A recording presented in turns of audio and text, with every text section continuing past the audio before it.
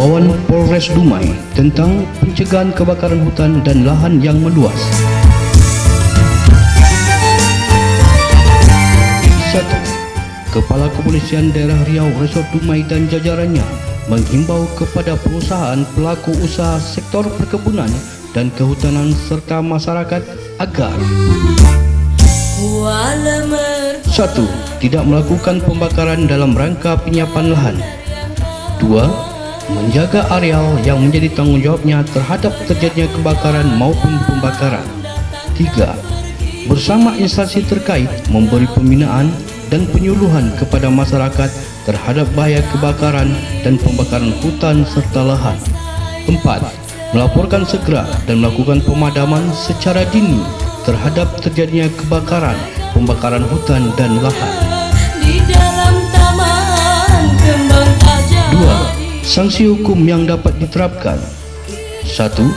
Undang-Undang Nomor 5 Tahun 1990 tentang konservasi sumber daya alam hayati dan ekosistem. 2. Undang-Undang Nomor 41 Tahun 1990 tentang kehutanan. A. Pasal 50 ayat 3 huruf D. Setiap orang dilarang membakar hutan. B. Pasal 78 ayat 3.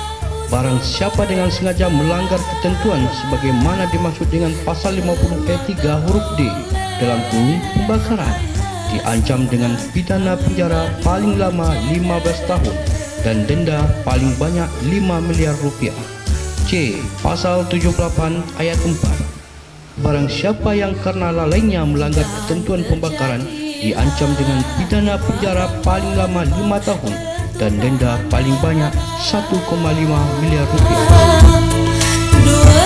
3. Undang-Undang Nomor 23 Tahun 1997 tentang lingkungan hidup, pasal 41.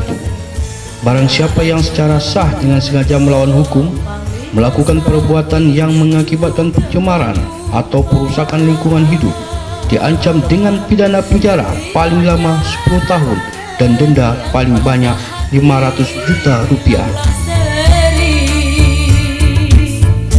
Undang-Undang Nomor 18 Tahun 2004 tentang perkebunan, pasal 49 ayat 1 dan 2. A.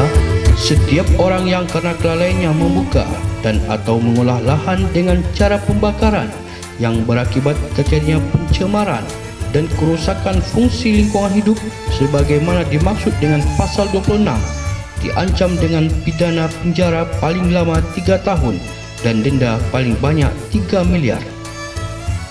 B. Jika tindak pidana sebagaimana dimaksud pada ayat 1 mengakibatkan orang mati atau luka berat, pelaku diancam dengan pidana penjara paling lama 5 tahun dan denda paling banyak 5 miliar rupiah. C.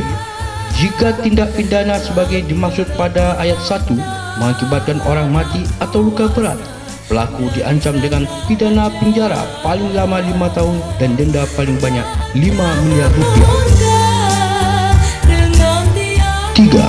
Kepolisian Daerah Resort Dumai dan jajarannya akan melakukan tindakan tegas terhadap pelaku pembakaran, kebakaran hutan dan lahan yang berkaitan kebakaran yang meluas dan merugikan pihak lain. Terima kasih atas kerjasama yang baik. Dumai, 25 Juni 2013. Kepala Kepolisian Resort Dumai, AKBP Yudi Kurniawan, SIK, MSI.